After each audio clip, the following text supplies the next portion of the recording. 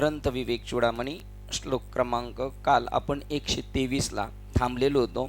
123 मध्ये ते सांगतात की नाना नाहीत आज. 123 मध्ये ते सांगतात की महत्पासून ते थेट स्थूल देहापर्यंत प्रत्येक गोष्ट ते मायेचे कार्य आहे. जे दृश्य गोचर जेवढं जगत आहे ते कसं आहे, मायेचं कार्य आहे हे सर्व. आणि स्वतः माया म्हणजे अनात्म होय, म्हणून ते वाळवंटामधील मृगजळाप्रमाणे भ्रामक आहे असे तू जाण. जेवढं जगत दिसतंय ते, म्हणून ज्ञानेश्वर महाराज म्हटले, कवनाचे मायबाप कवनाचे गणगोत मृगजळवत जाईल रया. आणि सर्वात महत्त्वाचं काय आपल्याला, आई वडील नातेवाईक आप्तेष्ट गोत्रच हे आपल्या दृष्टीने सध्या महत्त्वाचे आहेत. त्यांच्यावरच त्यांनी हे झोडं उठवलेली. कवनाचे मायबाप, मग त्या मायबापांबद्दल सांगत बसायचं प्रवचनामध्ये कीर्तनामध्ये. ते कवनाचे, ते मृगजळ आहे. पण जे वास्तव आहे ते दिसत नाही. जे दिसतंय तेवढं सगळं कसं आहे, मृगजळाप्रमाणे नासक आहे. तर ते म्हणतात सत्य. मग हे का सांगितलं, अनात्म वस्तू पहिला समजून सांगितलं आणि मग आत्मा सांगणार आहेत. अनात्म वस्तू हे नाही, हे नाही, हे नाही, मग खाली उरलेलं आत्मा आहे असा नेती अशा पद्धतीने सांगतात. इथे सांगतात सत्य तत्व समजून घेण्याकरता जे जे म्हणून अनात्मा आहे त्याचा त्याग केला पाहिजे. आपण जेव्हा ध्यानाला बसतो त्यावेळेला आपण जगत सत्य समजून आणि मी शरीर सत्य समजून ध्यानाला बसतो. आणि मग 1 तास नाही पर 6 तासही बसलं तर काही फरक पडणार नाही. त्याच्या हे डोक्यात राहिलं पाहिजे, हे शरीर नाशिवंत आहे पण याच्या माध्यमातून मला तिथपर्यंत पोहोचायचं आहे. हे जगत खोटे आहे पण या जगतातच राहून मला ती वस्तू समजून घ्यायची. हे नाशक हे पूर्ण डोक्यात राहिलं पाहिजे. देह हा देह नाशिवंत किंवा नाशिवंत देह जाणार सकळ. मग देह नाशिवंत आहे आणि तुम्ही ज्याच्यासाठी दिवस रात्र पळतात ते तुका म्हणे, यह लोकीच्या व्यवहारे नका डोळे धुरे भरून राहू. त्याच्या नादी लागू नका. मग काय करा, क्षणोक्षणी हाच करावा विचार, या भवसागरातून मी कसा तरुण जाऊ शकतो असा विचार करा. आणि ह्याच्यामध्ये गुंतू नका. नाशिवंत देह किंवा नका डोळे धुरे भरून राहू ह्या नासक्या संसारामध्ये. मग हे सगळं झालं, मग विचार करायचं. तर विचार करायला कुठं जाऊ, तर संत समागमी धरावी आवडी आणि जसा वेळ भेटेल तशी करावी तातडी परमार्थाची. जसा वेळ भेटेल तसं करावे, आहे की नाही. मग त्याच्यासाठी त्याग केला पाहिजे, हे नाश काही समजलं पाहिजे आणि मग चिंतन केलं तर. म्हणून ज्ञान आहे पण वैराग्य नाही तर ज्ञान ठसू शकत नाही. तरी विरक्ती वाचून किंवा तैसी वैराग्याची शिवण देखती, त्याप्रमाणे वैराग्य नाही. वैराग्य म्हणजे काय, हे खोटे आहे, आता मला खोट्याच्या नादी लागायचं आणि मला खरं शोधायचंय असा पाठपुरावा केला तर होईल. म्हणून ते म्हणतात पहिलं मी अनात्म वस्तू समजून सांगितली. कशासाठी अनात्म वस्तू समजून सांगितली, आता काहींना कळाले हे नासक आहे, हे नासक हे कळालंय त्यांना पण शाश्वत कळालं नाही. मग नासक समजून घेतले, मग राहिले तीर्थक्षेत्रामध्ये. नासक आहे नासक आहे, शाश्वत समजून घे. शाश्वत नाही समजून घेतलं, नुसतंच नासक समजून घेतलं तरी उपयोग नाही. नासक्यामुळंच तुला ते कळणार आहे. शिवाय बनगी शिवाय दाना नाही, दसकोटाशिवाय कणीस नाहीये. मग ते पण कळालं पाहिजे, दसकोट बी कळालं पाहिजे, बनगी बी कळाली पाहिजे, पण पोट पाण्यासाठी दाना कळाला पाहिजे का नाही. त्याप्रमाणे सत्य तत्व समजून घेण्याकरता जे जे म्हणून अनात्मा आहे त्याचा त्याग केला पाहिजे. आणि म्हणून त्याच्या अतीत झाले पाहिजे, त्याच्यात राहिलो नाही पाहिजे. पाण्याच्या अतीत आहे बोट, त्याप्रमाणे आपण झालं पाहिजे. पुढील श्लोकापासून श्री शंकराचार्य आत्मतत्वाच्या स्वरूपाचे आत्म्याचे जे जाणून घेतले पाहिजे आणि जे प्राप्त करून घेतले पाहिजे त्याचे वर्णन करतात. काल आपण इथे येऊन थांबलेलो होतो. अनात्म वस्तू सांगितल्या कशासाठी, आत्मा समजून घेण्यासाठी. आता आत्मनिरूपण करतात. श्लोक क्रमांक 24, आता मी तुला परमोच्च आत्मतत्वाचे स्वरूप समजून देईन. बघा तरी अवधान एक वार द्यायचे. मी तुला ते सांगेल, मी समजून देईल. आता मी तुला परमोच्च आत्मतत्वाचे स्वरूप समजून देईन. जे समजल्यावर बघा, आता जर तुला परमोच्च तत्व समजून घ्यायचं असेल तर नवीन कोण पाहुणा आलाय तो सुद्धा आपल्याला कळाला नाही पाहिजे. नवीन पाहुणा आला का समजायचं परमतत्व समजून घेण्यासाठी. तो कशासाठी आलाय, आडवा आलेला आहे. आपलं लक्ष कुठं पाहिजे, बाबाकडे लक्ष पाहिजे.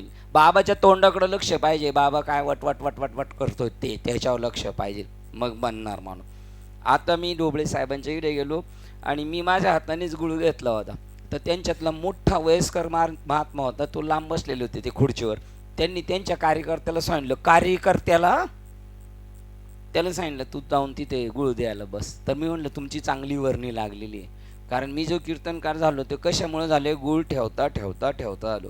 एवढं लक्ष पाहिजे महाराजांकडे, हे की नाही, तर ती गोष्ट होईल. तरी अवधान एक वार दिजे, आहे की नाही, म्हणजे काय, बारकाईने लक्ष दे, आहे की नाही. आता मी तुला परमोच्च आत्मतत्वाचे स्वरूप समजून देईन. विडा उचललेला आहे त्यांनी. जे समजल्यावर मानव हा त्याच्या व्यक्तिमत्वाच्या बंधनातून मुक्त होईल. मी बाप आहे, मी मुलगा आहे, मी नवरा आहे, मला आईबापाचं करायला पाहिजे, मला पोरांचं करायला पाहिजे, मला बायकोचं करायला पाहिजे, मला गावाचं करायला पाहिजे, मला धर्माचं करायला पाहिजे. सगळ्या बंधनातून सुटून जाणार, शृंखला तुटून जातात, बंधनापासूनही उकलल्या गाठी. आणि मग त्या परमोच्च तत्वाला देता आली मिठी सावकाश. हे समजल्यावर मानव हा त्याच्या व्यक्तिमत्वाच्या बंधनातून मुक्त होईल. पत्नी सुद्धा पतीच्या याच्यातून मुक्त होऊन जाईल. कसला पती, खरा पती माझा तो परमात्मा आहे, अशी भावना होणार. पण तेवढं चाचवल्य निर्माण झालं पाहिजे, तेवढ्या भक्ती क्षेत्रात अधिकार निर्माण झाला पाहिजे. बस का बस म्हणता आलं पाहिजे समोरच्याला. ज्या अर्थी बस का बस म्हणत नाही त्या अर्थी हे म्हणतात आपल्यात दम राहिलेलं नाही, आहे की नाही, याचा अर्थ. नाहीतर वर डोळे उचलून बघण्याची ताकद नाही निर्माण होणार. जर तुमचा परमार्थ तेवढ्या लेवलचा असेल तर तुम्ही करू म्हणाल तेच होईल. आणि तुम्हाला जे आवडत नाही ते तुमच्या समोर कोणी बोलू शकत नाही. ते म्हणतात कितवा अध्याय, 3रा अध्याय, काय ते तुम्ही जे करू म्हणाल ते अपयशी सिद्धी जाईल. तुम्ही नुसतं ठरवलं असं व्हायला पाहिजे ते जाईल. इथं आपण ठरवूनही होत नाही, याचा अर्थ समजायची पावर नाही आपल्यामध्ये. वांछितही पुरेल मानसीचे, जे आमच्या आपल्या अंतःकरणात जे ते मनातल्या गोष्टी लगेच सगळं प्रगट होईल. जे तुम्हाला आवडत नाही ते तुमच्या समोर बोलू शकत नाहीत. अज्ञापक व्हाल. बघा तुम्ही करू जे अज्ञापक व्हाल. जैसे ऋतुपतीचे द्वार, जसं तो आल्यानंतर ऑटोमॅटिक होतं, तो ऋतू आल्यानंतर फळं फुलांनी बहरली जाती, तसं होईल. पण तुम्ही जेव्हा स्वकर्म आदराने कराल तेव्हा, आणि स्वधर्म सांडला का असं होणार. आपली प्रार्थना का झाली याचा आपण आपलं स्वतःचं आत्मपरीक्षण केलं पाहिजे. एवढी ताकद त्याच्यामध्ये निर्माण होती. तो त्या सगळ्या बंधनातून मुक्त होऊन जाईल आणि तो मोक्ष मिळविल, मुक्त होईल. मागील कल्पनेचा उपसंहार आणि चर्चेच्या नव्या विषयाची प्रस्तावना करताना श्री शंकराचार्य म्हणतात, आता अनात्म्याचे स्वरूप समजून दिल्यानंतर मी तुम्हाला परमोच्च आत्मतत्वाचे स्वरूप समजावून देईन. ही जबाबदारी आहे. ज्यांनी विडा उचललेला आहे, जे व्यासपीठावर आहेत, त्यांच्या ह्या जबाबदाऱ्या आहेत. मी तुम्हाला ईश्वर तत्वाचा अनुभूती साक्षात्कार करून देईल, ही ताकद आहे त्यांच्यामध्ये. पण हे येरा गबाळाचे काम नाही, तेवढा तो कर्तृत्ववान पाहिजे. ज्ञानेश्वर महाराज बोलले ना, समाज त्यांना संन्यासाची कार्टी म्हणतो, पण ते म्हणतात मी तुम्हाला सोडवीन. बघा गवळ्याचं पोरग म्हणतंय, सर्व धर्म आणि असं उलट बोलावं लागेल. भगवान श्रीकृष्ण म्हणतात म्हणलं यांची कानं शेळमट झालेली आहेत, त्यांना कळणार नाही. पण गवळ्याचं पोरग कोण म्हणते, काय म्हणते गवळ्याचं पोरग, सर्व धर्माणी परित्यज्य मामेकम शरण व्रज, मला एकाला शरणी, गवळ्याचं पोरग म्हणते. त्यामुळे भीष्माचार्याला पटाना. इथं मोठमोठाले उच्चवर्णीय बसले, त्यांचं कोण ऐका नाही, हे म्हणते तो दुर्योधन तेच म्हणायचा, गव्हाच्या राणीवाला आहे हो, त्याचं काय ऐकायचं म्हणतं ते गवळ्याच्या पोराचा. म्हणून तुम्ही जात वीत गोत याच्यावर मात करा आणि मग भजा. बाकीचं दिसत असेल तर कळणारच बी नाही. हो, हे सगळं बाजूला टाकायचंय. मग मी मोक्ष देईल तुला, तुझं पाप मी घेईल असं म्हणणारा बहादर पाहिजे. मी तुझं पाप घेईल. आता तो पाप घेऊन कशाला, यांचं माझं कर्ज यांनी घेऊन काय उपयोगाचं आहे. पण घेईल ते म्हणले, का म्हणले घेईल, पाप आहेच नाही, कर्ज मात्र आहे ते भरावं लागेल आपल्याला. बघा बरं, पाप आहेच नाही म्हणून म्हटले, असतं तर कोण घ्यायला मोकळाय. हा सगळा संसार मी नेस्ट नाबूद करील असा कोण माईचा आले या संसाराला एवढं मारू शकतो. पण तो संसार आहेच नाही म्हणून त्याला मी उखडून फेकून देऊ शकतो, मी मोक्ष देईल. आता अनात्म्याचे स्वरूप समजावून दिल्यानंतर मी तुला परमोच्च आत्मतत्वाचे स्वरूप समजावून देईल. एकदा का हे आत्मतत्व आंतरिकदृष्ट्या पूर्णपणे समजले म्हणजे मानवाचे व्यक्तित्व हे प्रकृतीच्या तिच्या निम्र मागण्यासह छळवादापासून मुक्त होईल. मग आशा तृष्णा सगळ्या क्षमल्या जातील. हो, ते जे पळवणारे आपल्याला सतवणारे ते शांत बसतील. आंतरिकदृष्ट्या मागण्या खालच्या लोदशेच्या मागण्या संपून जातील आणि त्या पूर्ण नाही झालं का आपणच आपल्याला छळवतो, आपली छळवणूक होती, त्याच्यातून मुक्त होशील. स्वतःच्या अविवेकी आणि दुःखदायी, बघा स्वतःच्या अविवेकी नीट कळत नाही आणि अविवेकीच म्हणतो मी, कोण आहे विवेकी. बघा अविवेकी स्वतःच्या अविवेकी आणि दुःखदायी तादात्म्यामुळे निर्माण होणाऱ्या बंधनातून मुक्त होईल. बघा स्वतःच्या अज्ञानामुळे, स्वतःच्या अविवेकी आणि दुःखदायी तादात्म्यामुळे निर्माण होणाऱ्या बंधनातून मुक्त होशील. ही बंधनं कोणी निर्माण केली? स्वतःच. दोन्ही द्वार त्रिकूट कोसल्याने घर सायास केले, दोन्ही द्वार लिंपून आत. त्याला कोणी मारलं नाही, त्यांनी स्वतःला कोंडून घेतलेले. त्याच्यातून तू मुक्त होशील. तो फक्त अनावश्यक दुःखातून मुक्त होईल एवढेच नव्हे. आता आपण देवाकडे गेलोय, माझं असं आहे माझं तसं आहे, हे तातूर मातूर घेऊन गेलेले आपण देवाकडे, त्याच्यातूनच मुक्त होशील असं नाही. तर मूळ दुःख जे तुझे आत्यंतिक दुःखाची निवृत्ती होईल. आणि आता काय हे थातूर मुथर दुःखाच्या निवृत्त होण्याच्या आपल्या कल्पना झाल्या. एवढं झालं म्हणजे बस झालं बाबा, तेवढं म्हणजे हे एवढं झालं आणि तेवढं झालं, हे कधीच संपत नाही. त्या आयुष्याच्या शेवटच्या टप्प्यापर्यंत राहतं. पण सगळ्या दुःखाच्या कारणापासून तुमची निवृत्ती होईल. तो फक्त अनावश्यक दुःखातून मुक्त होईल एवढेच नव्हे, तर तो आपल्यामधील आत्मतत्वाच्या शुद्ध स्वरूपाची अनुभूती सुद्धा घेईल. दुःखातून आत्यंतिक दुःखातून निवृत्त तर होईल, पण अजून काय परमानंद स्वरूपाची त्याला प्राप्ती होईल. आपल्यामधील आत्मतत्वाच्या शुद्ध स्वरूपाची अनुभूती सुद्धा तो घेईल.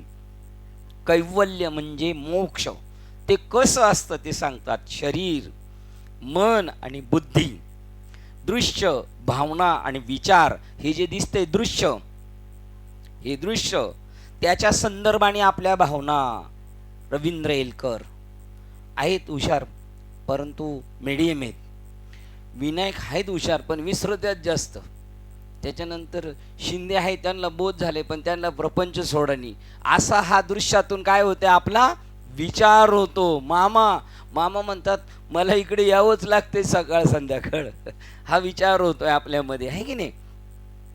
पण तो विचार संपणार. दृश्याबद्दल तुमच्या अंतःकरणात निर्माण होणारी भावना, पैसा, आवडती वस्तू, आवडती व्यक्ती, याच्याबद्दल तुमच्या वेगळ्या भावना दृश्यातून, त्याच्यातून तुम्ही सुटणार. त्या भावना तुम्हाला विचाराला निर्माण करतात, त्याच्यातून सुटणार तुम्ही. तुमच्या शरीराच्या आवडी निवडी, माझी ठेवण राहणीमान, याच्यातून सुटाल. तुमचं मन, माझ्या मनाला हे पटत नाही, तुझ्या मनाला पेटव. भक्ती करणाऱ्या माणसाला ते असं म्हणतात. बाकीच्यांनी सगळं सेफमध्ये ठेवायचं आहे ना. त्याच्यानंतर बुद्धी, माझ्या बुद्धीला हे पटत नाही. तुझी बुद्धीची काय अवकात आहे, काय अवकात आहे तुझी बुद्धीची अवकात, माझ्या बुद्धीला पटत नाही. एवढं तू ज्ञानी झालास का, तुझ्या बुद्धीला पटत नाही. धर्मग्रंथ काय सांगतात ते बघ, त्याच्यावर विचार कर. स्वतःच्या डोक्याने नको चालू. मनोमार्गे गेला तो तेच मुकाला. मग आपण म्हणतो चालेल तोही तेच मुकला तर मी बी तेच जाऊन मुकतो, है का नाही. दृश्य, भावना, विचार, द्रष्टा, मी पाहणारा, हे बी संपलं पाहिजे. मी द्रष्टा आहे ना, हा सुद्धा संपला पाहिजे. द्रष्टा आहे म्हणजे पाहणारा वेगळं आहे, दृश्य आहे. म्हणून त्या त्रिपुटीमध्ये दृश्य, द्रष्टा आणि दर्शन, ही त्रिपुटी सांडिली त्रिपुटी, दीप उजळला घटी. बघा या त्रिपुट्या संपल्या पाहिजे.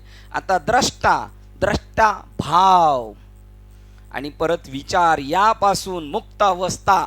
आता हा शेवटचा विचार आहे ना, त्याच्यासाठी मी तुम्हाला विचारलं होतं की हे मध्ये येऊन गेलो तर नेमका विचारच आहे का तो? हो, तो विचारच आहे. दोन्हीला पण वी म्हणजे विचार आहे. त्या विचारला श्रीमद भगवद्गीतेत त्याच्या क्षेत्रामध्ये गणना करते आणि खालील यादी देते. 13वा अध्याय 6 आणि 7 नंबरचा श्लोक बघा.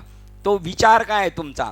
द्रष्टा मी, हे जगत पाहणारा मी द्रष्टा, आणि त्या जगताविषयी असणारा माझा भाव आणि त्या भावनेतून निर्माण होणारे माझे विचार. त्याचे उत्तर दिलेले खाली. पृथ्व्याधिक महाभूते, हे द्रष्ट्याने पाहिले काय? पृथ्व्याधिक महाभूते, एका क्षणात संपणारे सगळं अदृश्यतेची झाली. काही दृश्य पंचमहाभूते केवढी व्यापक आहेत. आकाश बी कुणीकडे गडप झाले हे कळणार नाही. आकाशाच्या पेक्षा आपण मोठे आहोत. अहंकार वृत्ती, मी मी मी, ती पण गायब होणार. विवेक बुद्धी, मला लय समजतं. तुला समजतं पण तुला नासक्यातलं समजतंय. शाश्वत अनात्म आत्म समजतंय पण तुला आत्म अनात्माचं अधिष्ठान कळत नाही त्या विवेक बुद्धीला.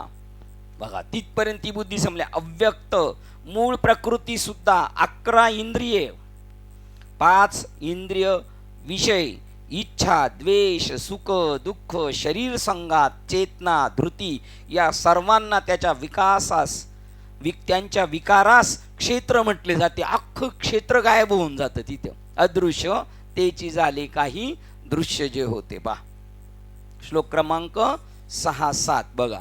6 काय सांगतो? तसेच इच्छा संपल्या जातात, द्वेष संपला जातो, सुख संपलं जातं, त्याच्या सापेक्ष दुःख, स्थूल देहाचा पिंड, चेतना, चेतना 1 नंबर शरीर आणि अंतःकरण याची एक प्रकारची चेतन शक्ती. ती चेतना म्हणजे स्फुरण नाही, तिथे कोणत्याही प्रकारचं स्फुरण नाही, एकदम नॉर्मल. माऊली म्हणतात तुमच्या नाकाच्या भोवती कापूस लावला पेटलेला तरी विजणार नाही, फपाऱ्याने नाही जाणार. तो चालू आहे का नाही श्वास कळणार नाही. डॉक्टर म्हणणार हे गेले का काय. अशा प्रकारची ती चेतना. धृती, अशा प्रकारे विकारासहित हे क्षेत्र थोडक्यात सांगितले गेले आहे. आता धृती, धृती अध्याय 18 श्लोक 33, 34, 35 बघा. अध्याय 18 श्लोक 33, 34, 35 बघा. 33 काय काय गायब होतं ते सांगितलं. इकडे काय सांगितलं होतं?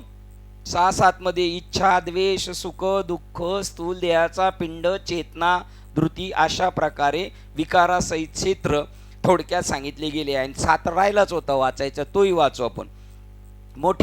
मोठेपणाचा अभिमान नसणे, ढोंग न करणे, कोणत्याही प्राण्याला कोणत्याही प्रकारे त्रास न देणे, क्षमा करणे, मन, वाणी इत्यादी बाबतचा सरळपणा, श्रद्धा, भक्तीसह गुरुची सेवा, अंतर्बाह्य शुद्धी. क्रमांक 3 सत्यतापूर्वक शुद्ध व्यवहाराने द्रव्य मिळवणे, ही द्रव्य शुद्धी, त्या द्रव्याने मिळवलेल्या अन्नाने होणारी आहार शुद्धी, तसेच यथायोग्य वर्तणुकीने होणारी आचार शुद्धी, आणि जल मृत्युकेने होणारी शरीराची शुद्धी यांना बाह्य शुद्धी म्हणतात.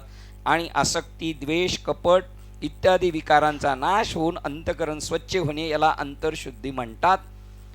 हे सुद्धा गायब होतं तिथं. अंतर्शुद्धी बाह्य शुद्धी राहत नाही, कारण अंतर्शुद्धी पाहायला जगच दिसत नाही. जग कशाचं कार्य आहे? अज्ञानाचं. अज्ञान संपलं का ते सगळं संपलं. हे सगळं संपलं. अंतःकरणाची स्थिरता आणि मन या इंद्रियाचा निग्रह हे सगळं त्या विचारामध्ये संपलं एका झटक्यात. यापासून मुक्तता, एवढ्या जेवढ्या गोष्टी सांगितल्यात ना याच्यापासून मुक्तता बघा किती बारकावा सांगितला. आणि त्याच्यामध्ये धृती या विषयाचा श्लोक 33, 34, 35 धृती गायब होते. आता एका विषयाला 3 श्लोक दिले. धृती म्हणजे काय?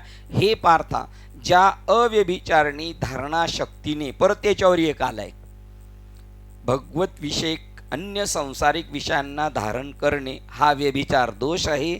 तो दोष ज्या धारणेत नाही ती अव्यभिचारणी धारणा होय. पार्था, ज्या अव्यभिचारणी धारणा शक्तीने मनुष्य ध्यान योगाने मन, प्राण व इंद्रिय यांच्या क्रिया मन, प्राण, इंद्रिय यांना भगवत प्राप्ती करून घेण्यासाठी भजन, ध्यान व निष्काम कर्मात लावणे हे त्याच्या क्रिया धारण करणे होय. या त्या क्रिया धारण करीत असतो, ती धारणा सात्विक होय. पण ती धारणा सात्विक आहे हे सगळं हे बी तिथं काय होऊन जातं, गायब होऊन जातं, संपलं. हे जेवढं सांगितलंय 33, 34 आणि 6, 7 नंबरचे श्लोक, ते 2 आणि हे 5, हे 5 श्लोकातल्या जेवढे सांगितलेल्या गोष्टी आहेत त्या सगळ्या तिथं संपून जातात. जगातलं सगळं जगच दिसायचं बंद होतं, अदृश्यतेचे झाले काही दृश्य जे होते. श्लोक क्रमांक 33 वाचला, आता 34 वाचतो. परंतु हे कुंती पुत्र अर्जुना, फळाची इच्छा असलेला मनुष्य अति आसक्तीमुळे ज्या धारणा शक्तीने धर्म अर्थ व काम यांना धारण करतो, ती धारणा राजेशी होय. आता सात्विक धारणा, राजेशी धारणा आणि तामस धारणा हे सगळं संपून जातं तिथे. आणि 35, हे पार्थात दुष्ट बुद्धीचा मनुष्य ज्या धारणा शक्तीमुळे झोप, भीती, काळजी, दुःख आणि उन्मत्तपणाही सोडत नाही, अर्थात धारण करून राहतो, ती धारणा तामसी होय. सात्विक धारणा संपते, राजसी धारणा संपते आणि तामसी धारणा संपते. त्याच्यानंतर परत अगोदर काय सांगितलं होतं, किती नंबर श्लोक सांगितला होता, कितव्यातला, 13व्यातला. इच्छा संपली जाती. काय इच्छा संपल, आहेच नाही काय तर कशाबद्दल इच्छा धरील तो. द्वेष, सुख, हे सगळे जरी गुण असले सांगितलेले, सरळपणा, गुरुची सेवा, ढोंग न करणे, अभिमान नसणे, या सगळ्या गोष्टी गेले ते विलया ब्रह्मानंदी, ते सगळं संपलं जातं. मी चांगला आहे हाही गुण संपला जातो आणि मी वाईट आहे हाही गुण संपला जातो. यापासून मुक्त अवस्था होय बा. असा मुक्त अवस्था जेव्हा एखादा सर्व उपकरणातून मुक्त होतो, ह्या उपकरणातून शरीर 36 तत्वाचं शरीर याच्यातून मुक्त झाला, मनातून मुक्त झाला, अंतकरणातून मुक्त झाला. जेव्हा एखादा सर्व उपकरणातून मुक्त होतो तेव्हा त्यास शुद्ध ज्ञान तत्वाची अनुभूती येते. ऋषींच्या मते हेच ते कैवल्य, याला मोक्ष म्हणतात. म्हणून जुने सांप्रदायिक लोक कधी कधी तुमच्याकडे बोट दाखवतात. याच्याबद्दल तुमच्याकडे काय आहे, याच्याबद्दल तर तुमच्याकडे सगळं आहे, अपेक्षा आहेत, हा, पण तरी सुद्धा तुमची आंतरिक स्थिती काय हे फक्त तुम्ही आणि तो भगवंत आणि आपले गुरुवारी हेच प्रामाणिकपणे जाणू शकतात. आपण काय, त्या दिवशी त्या ताईंनी प्रवचन केलं होतं, पण इकडच्या ताई त्या मरोळच्या, त्या काय म्हणल्या, आपल्या आईवडिलांनाच माहीत असतं आपण कसे आहेत आणि आपल्या गुरुजींना शाळेत शिकवणार आपण कसे आहोत, ते आपल्यापेक्षाही आपल्याला जास्त ओळखत असतात. ते म्हणले आपल्यापेक्षाही आपल्याला, मग आपली स्वतःचं मन आपल्याला सांगतं एक ईश्वर तत्व म्हणजेच भगवंत आणि संत एक आहेत ते जाणत असतात. कुठून कुठे गेलो आपण, कशासाठी तिकडे गेलो होतो,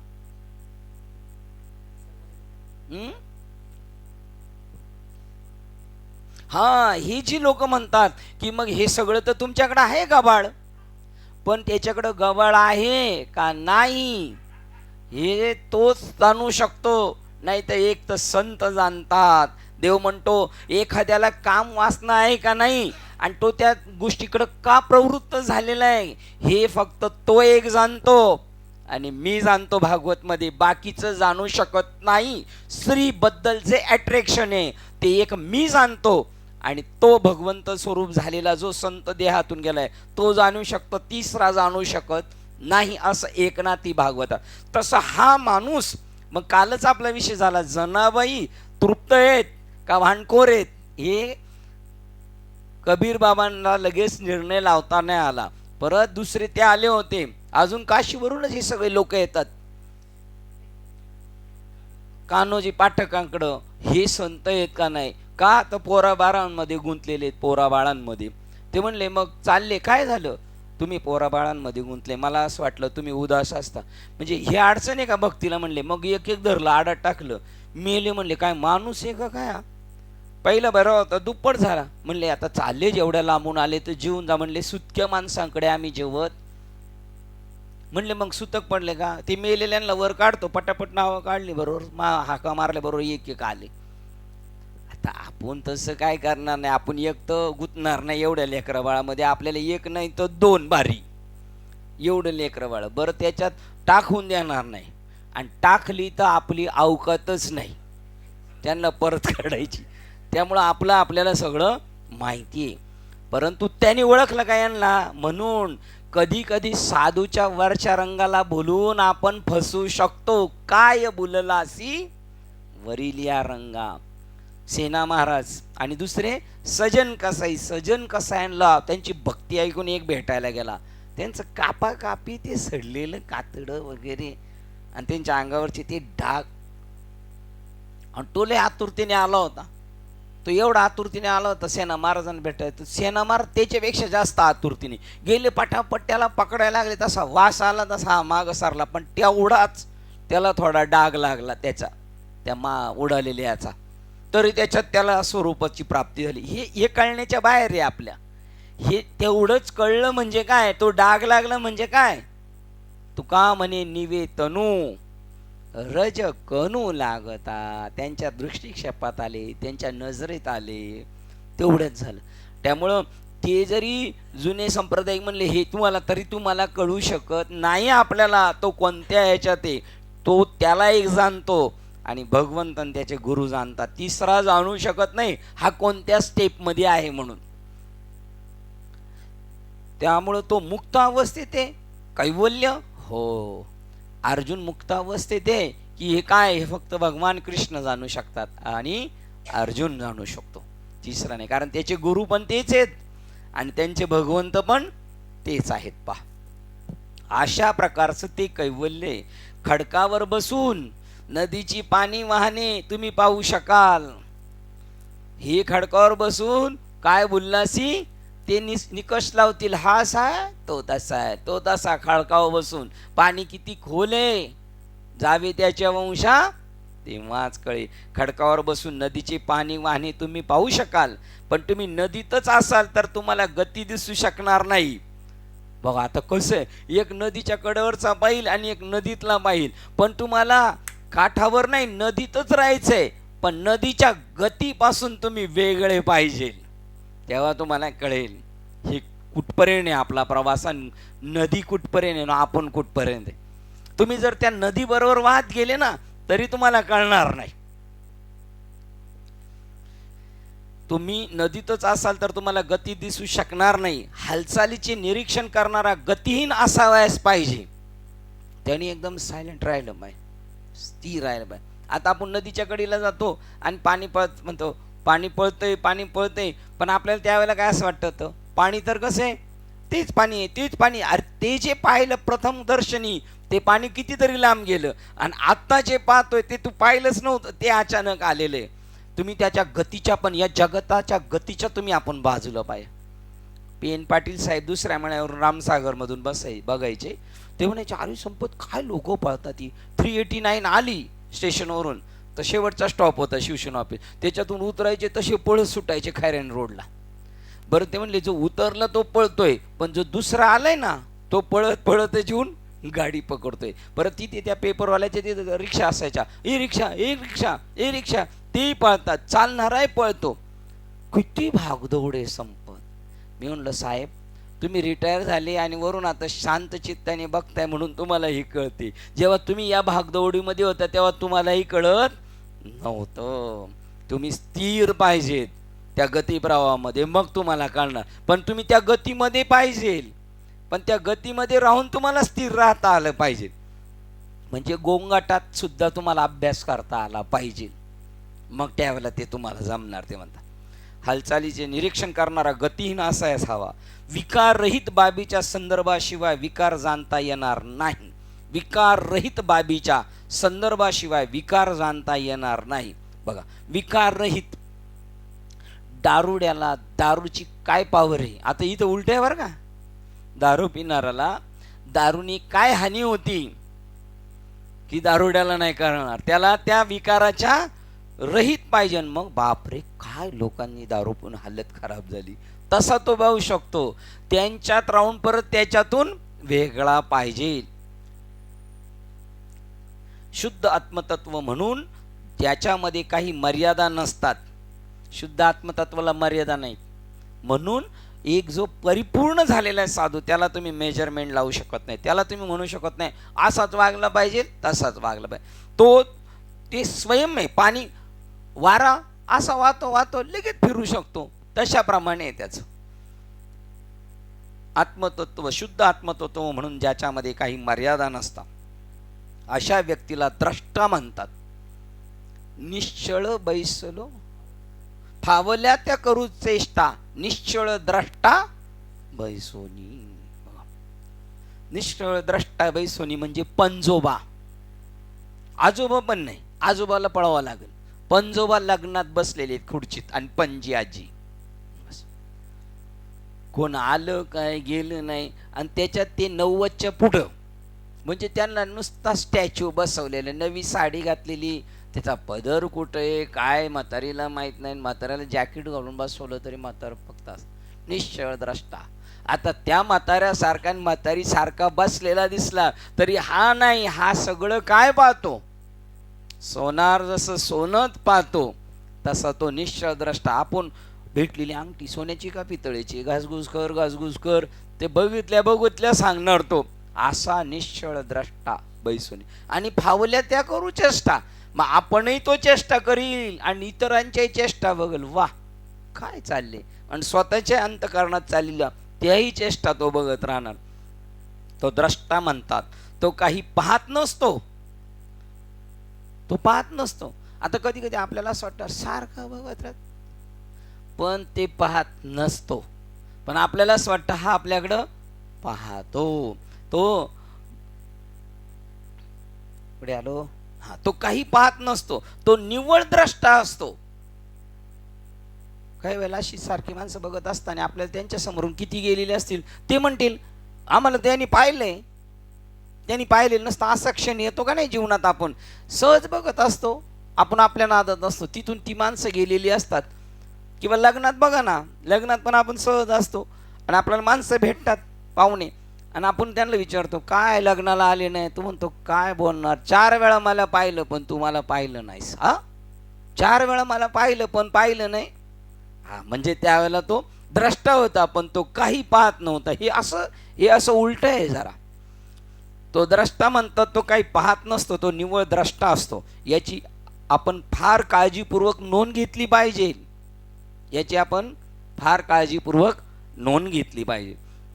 त्याला ते काही पाहावायचेच नसते, जे पाहायचे त्याचं सगळं पाहून झालेलं आहे, जे पाहायचे ते सगळं त्यांनी पाहून झालेलं आहे. बघा, त्याला ते काही पाहावायचेच नसते.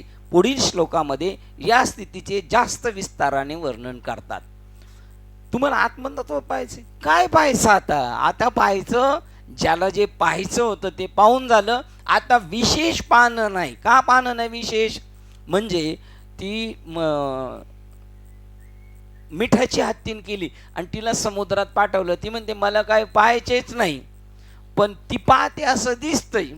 तिला का काही पाहायचे नाही, कारण ती जे पाहायला गेली होती ती तेच झाली. आता पाहणारा पाहता पाहणे धुरी सारोनी. असं आहे. आधी आपल्याला असं जमलेलं आहे, आपल्याला असं जमलेलं आहे, पण तरी मध्ये मध्ये असं वाटतं नक्की जमलंय का नुसतंच जमलंय म्हणतोय आपण. असं आपले भाऊ म्हणतात, यशवंत भाऊ मला म्हणतात, हे सगळं देव करतो, सगळं देव करतो. हे खरंच आहे का आपल्या मनाची जुगत समजूत करून घ्यायची म्हणून करायची, काहीच उत्तर नाही लागत म्हणून समजूत घ्यायची म्हणून तर नाही ना, हे काही नाही, हे आयसीच संचालक, हे असंच आहे. कदाचित यांचं नाव घेतले, हे आले ते येतील, मला वाटतं निघालेले दिसतात असं. आता आले कळलं आपल्याला. आपल्या देहामध्ये श्लोक क्रमांक 125 बघा कसा द्रष्टा येतो. आपल्या देहामध्ये मी असा जो अहंकार प्रत्यास येत असतो, त्याचे म्हणून काहीतरी निरपेक्ष व्यक्तिभाव असायला पाहिजेत. आपल्यामध्ये जो मी आहे ना, तो सापेक्ष भाव नाही राहिले पाहिजे. कसे पाहिजे, निरपेक्ष. आला काय गेला काय नाही. आता द्रष्टा आणि निरपेक्ष भाव आपल्यामधला मी कसा पाहिजे, जसा शेतामध्ये बाजरीची कणस दाट लागलेली आहेत आणि तिथं तो आणून बसवलेला आहे. कोण, रखवालदार. काय त्याचं नाव रखवालदाराचं, बुजगावनं. म्हणजे काय म्हणतो आम्ही, मग तशा बुजगावण्यासारखी आपण सगळी कोण आहोत? बुजगावणी. पण आपण पटून घ्यायचं नाही, आपण गपचूप बसून राहायचं. काय करायचं कर, चोराला सुद्धा आलं ने ना ने ने, काय नाही तो बघतो मी ने, हा नेतो तो ने, आणि घेऊन निघाला का म्हणायचं. काय ते खरं थोडी खोटंच आहे, म्हणजे तो काय करील, माझा वेळ बरबाद झाला म्हणजे चोपून काढील चांगला. आणि मारलं तरी म्हणायचं माझा नवरा तर याच्यापेक्षा जास्त मारतोय, म्हणजे ते वैतागून निघून जाईल का नाही. हा, देह आधी काय खरा येतो, येतो बुजगा, हा देह संबंधी पसारा येतो बुजगावणे चोरा. हा, रक्षण से भास तसे येतो बुजगावणे चोरा. बघा, तो जो द्रष्टा आहे तो चिमण्यांना बघतो का नाही, सगळा शेतातला शिंदे बघतो की नाही. शिंदे लय खुश आहेत, गालातल्या गालात असतात. तसं आपण राहायचं त्या बुजगावण्यासारखं. ते बघता बघता आपल्या डोक्यावर बी बसतील. बस म्हणायचं, बस डोक्यावर बस, काय नाही, येतो एक राऊंड मारून तुला घेऊन. हात हलवतो आहे, त्याचे हात बी कोणतरी दुसऱ्याचा हलवतो आहे की नाही. काय म्हणतो, पडून राहील तर ठाई. स्वरूपाच्या ठिकाणी तो मशगूल होऊन जाणार, द्रष्टा त्याच्यामध्ये होऊन जाणार. तो निरपेक्ष व्यक्तिभाव असायच पाहिजे. तो तिन्ही अवस्थांचा साक्षी असल्याने तो पंचकोशाहून वेगळा आहे. त्याच्यावर कोणतं फिलिंग येणार नाही. लग्नात गेला म्हणून तो लगेच असा टवटवीत होणार नाही, मैतीला गेला तर सुकणार नाही. अजून काही राहिली की एक स्टेप, त्याच्यावर वार झाले तरी तो रडणार नाही. ऐकलं ना, वार झाली तरी रडला नाही. कुत्ता जाणे चमडा जाणे होतं, असं असं होतं. कसं होतं, त्याला स्वरूपाचं ज्ञान झाल्यावर असं होतं. आता टोचताना आपण कधी रडतोय का?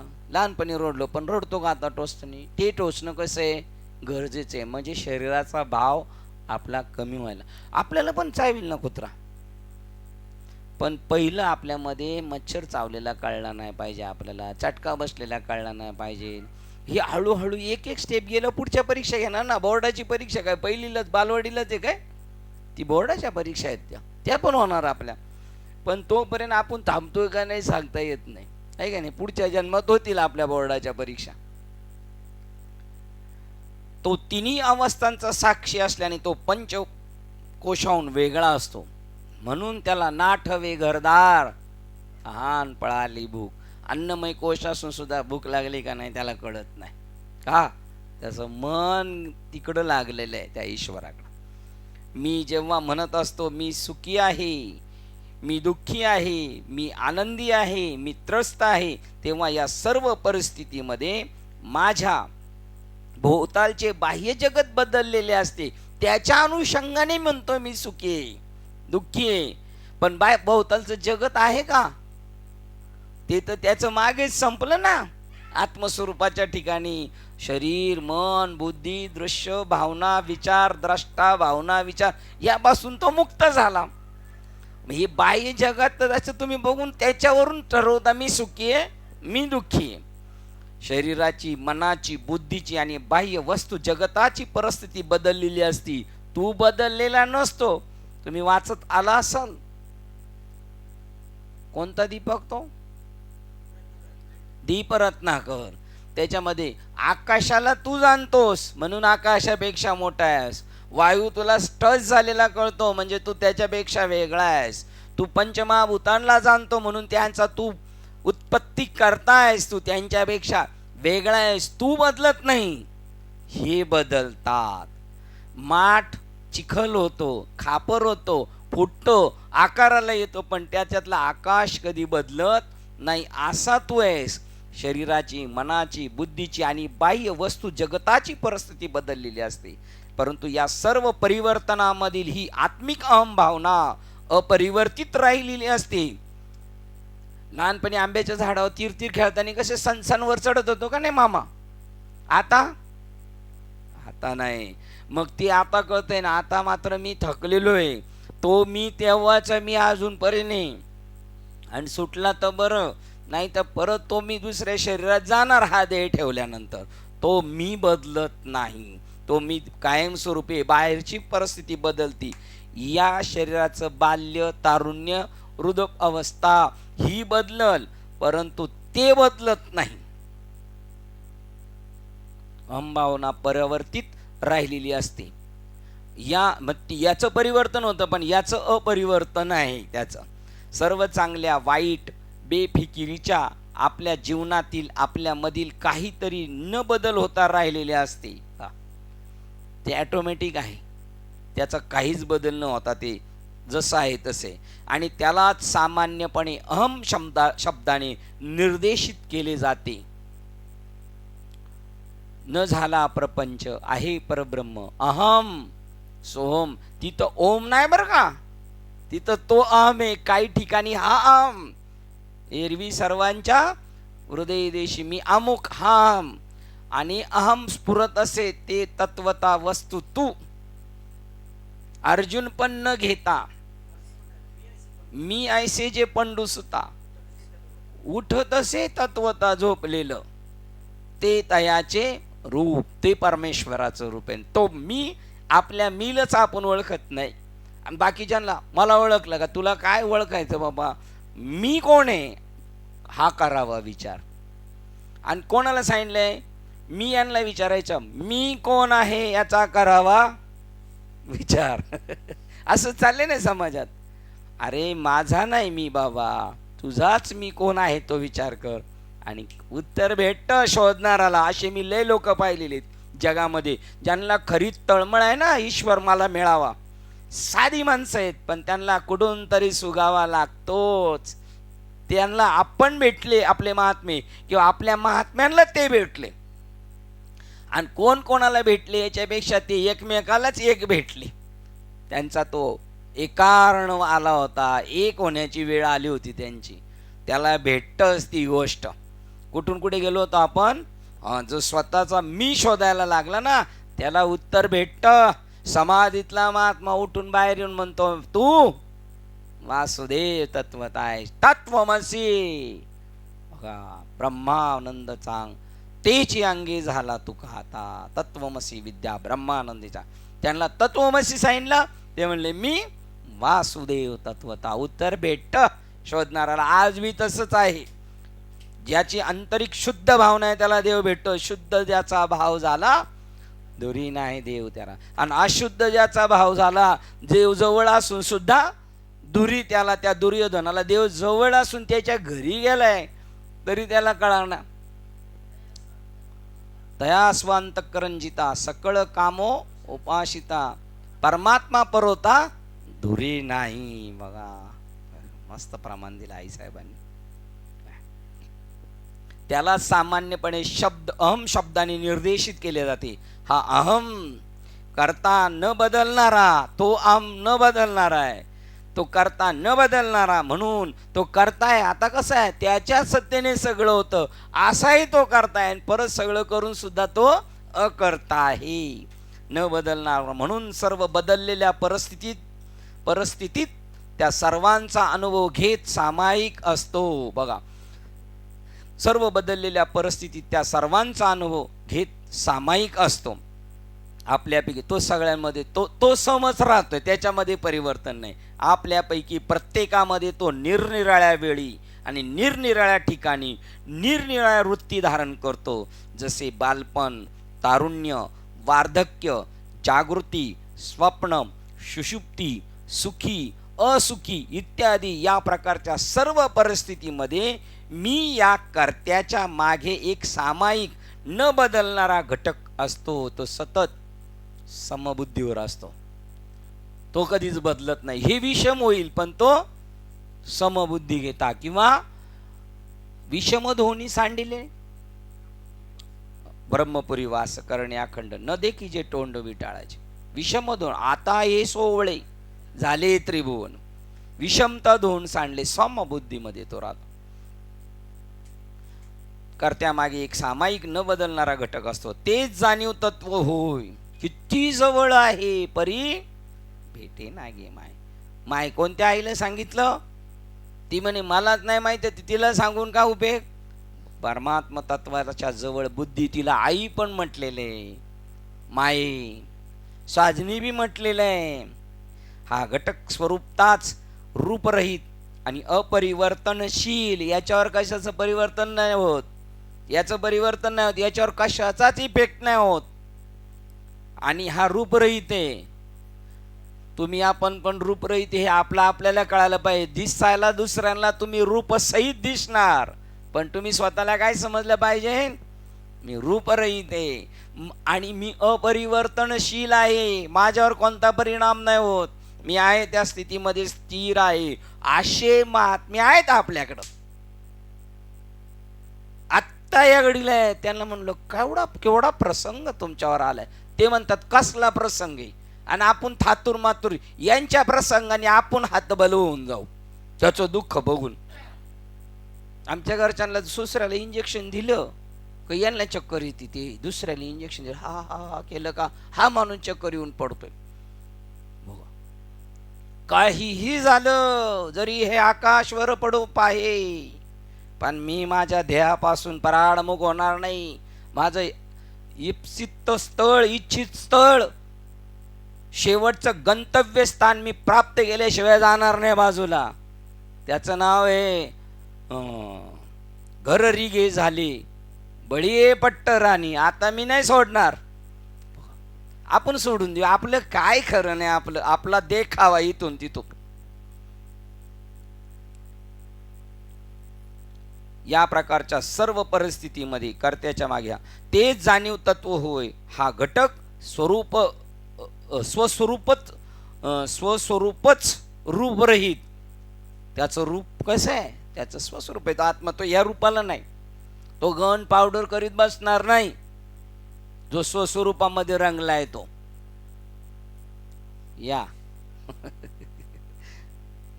गन पावडर करणार नाही, तेवढ्या तुमची एंट्री झाली.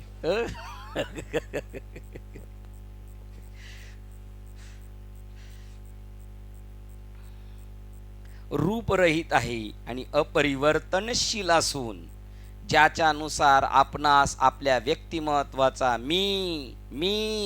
मीचा अनुभव येत असतो. ते शेळ्या काय म्हणतात, मामी शेळ्या मॅ, ते म्हणतात मी ब्रह्म आहे. पण जेव्हा कोडून घ्यायचं तेव्हा नाही, जास्त वरते म्हणून ते थोबाडात मारतोय. तोचा मीचा अनुभव येत असतो, प्रत्येकाला येत असतो आपल्या स्वरूपाच्या ठिकाणी. आपल्यापैकी प्रत्येकातील हा कर्ता, हा जागृती, स्वप्न आणि सुषुप्ती या तिन्ही अवस्थांचा साक्षी असतो. सर्च करून बघितलं तर भेटलं तर बघा बरं. देह लेके भागे कौन, सपन में जागे कौन, भेटलं तर बघा. आपल्यापैकी प्रत्येकातील हा कर्ता, मी कर्ता, हा जागृती, ही स्वप्न, ही सुषुप्ती या तिन्ही अवस्थांचा साक्षी असतो. स्वप्नात स्वप्न कोण बघतो? झोपलो तेव्हा स्वप्न पडलं का जागेपणी पडतं? असं जागेपणी पण काही लोकांना स्वप्न पडतं. शेजारच्याला माणसाला वाटतं हा झोपलाय का जागा, असं स्वप्न बघत असतो. हात दे डोळे उघडे, ते आपल्याला असं काय खोटं नाटक करवता हा बघायचा. बरं पांघरू नाही घेत नाही काय नाही, अशी माणसं पाहिली का तुम्ही? अर्धी झोपलेली ना अर्धी जागी, काहीच करता नाही येणार आपल्याला. पुरं झोपलेलं असलं तर काय माल पास करता येईल काय नाही. तिथे तो साक्षी असतो. बरं आपण त्याला म्हणा तू जागा येतो, तो काय म्हणतो झोपलेलो. आणि खरोखर जागा असेल ना, आपण त्याला झोपलेलं समजलं तर आपण पकडलं जाऊ. या सर्वांचा साक्षी. मला गाढ झोप लागली, ते लय मस्त झोप लागली. हे तुला कोणी सांगितलं? त्या मी सांगितलं. मला चांगली झोप लागली होती. झोपेत कळतं का चांगली झोप लागली? उलट झोपेत चांगली झोप लागली का त्याला जर विचारलं चांगली झोप लागली तर तो काय करील? जर आपला बाप असेल तर एक थप्पडच मारेल आपल्याला, मुडद्या झोपू देत नाही मला. तिन्ही अवस्थांचा साक्षी. जागृतीत सुद्धा मी कसा आहे, मी स्वप्नात सुद्धा कसा आहे, मी सुषुप्तीमध्ये सुद्धा कसा आहे. जागृत अवस्थेत हा जागृत अभिमानी मी आहे. मी पाहतोय सगळं. कोण पाहतो? हे नासक तो म्हणतो मी पाहतो. तो जो मी आहे ना तो वेगळा आहे, आणि हाय स्वतःला जो मी समजतो तो वेगळा, आणि आपण समजतो तो तर अजूनच वेगळा आहे. मी जागृत अभिमानी, मी स्वप्नावस्थेत पुन्हा तोच स्वप्नाभिमानी मी. जाणीवेच्या या तिन्ही अवस्थांमध्ये हा मी निव्वळ साक्षी म्हणून असतो. तो सगळं बघत असतो. तो बघतो की नाही याच्या मागे वाघ लागलाय, माझ्या मागे रात्री वाघ लागला होता, हे कोण सांगतो? तो मी. बरं तो जागा होता का नाही? मग त्यांनी सांगायचं ना, अरे तू कशाला घाबरतो, वाघ पुढे. पण तो साक्षी आहे, तो काहीच करीत नाही. आता आपला साक्षी जर म्हणला तर साक्षी आपला तिथे गेलो साक्षी बदलील, पण तो साक्षी बदलीत नाही. तो पाहतो वाघ आलेला आणि सकाळी सांगतो जागा झालो, अरे तू रात्री वाघाने घाबरला होता. मग आपण त्याला म्हणलं मग तू तेव्हाच का नाही सांगितलं, तेव्हा तू झोपला होता. मग जागा कोण होतो? तोच होता जागा. किती पार्ट बदलतोय जटाजट. जाणीवेच्या या तिन्ही अवस्थांमध्ये हा मी निव्वळ साक्षी म्हणून असतो. त्यापैकी कोणते असं राहायचंय जगामध्ये, आपण पाहायचं, काय बोलायचं, गप्प पडून राहायचं. जाणीवेच्या या तिन्ही, हे भगवान कृष्ण पाहत होते. कर्ण गेला, अभिमन्यू गेला, बघत होते. ते रडत नव्हते, हसत नव्हते. आपण तसं नाही. आपण कधी रडतो बी, कधी हसतो बी. आपला माणूस गेला तर रडणार, दुसऱ्याचा मेला तर काय घेणे आपल्याला. या तिन्ही अवस्थांमध्ये हा मी निव्वळ साक्षी म्हणून असतो. यापैकी कोणत्या अवस्थेत त्याच्यामध्ये त्या त्या अवस्थांचे वैशिष्ट्यपूर्ण बदल होत नाहीत आणि आपल्यात बदल होतात. म्हणून आपण त्या मीशी अजून समरस झालो नाही, त्या मीशी, किंवा त्यांच्यात त्याचा सहभागही असत नाही. बघा, त्याच्यात तो सहभागी सुद्धा नसतो. तो विशिष्ट बदल होतो, त्याच्यावर बदल होत नाही आणि तो त्याच्यामध्ये नसतो. हा मी तीनही निरनिराळ्या अवस्थांचे स्पष्ट अनुभव घेत असतो. ही कल्पना स्पष्ट करण्याकरता मी तुम्हाला एक दाखला देतो. सुरत, अहमदाबाद आणि मुंबईला जाणारी मी ही व्यक्ती तीन निरनिराळ्या ठिकाणी तीन ठिकाणी सुरत, अहमदाबाद आणि मुंबईला जाणारी मी ही व्यक्ती तीन निरनिराळ्या ठिकाणी तीन निरनिराळे अनुभव गोळा करीत असते. समजूया की सुरतेला लोकांनी माझ्यावर प्रेम केले, अहमदाबादला माझा मान सन्मान झाला आणि मुंबईला माझा अवमान झाला. त्यांना माहिती वाटतं आपण मुंबईमध्ये सगळे तिथं आपल्या नेहमी पान उतरवतो आहे की नाही.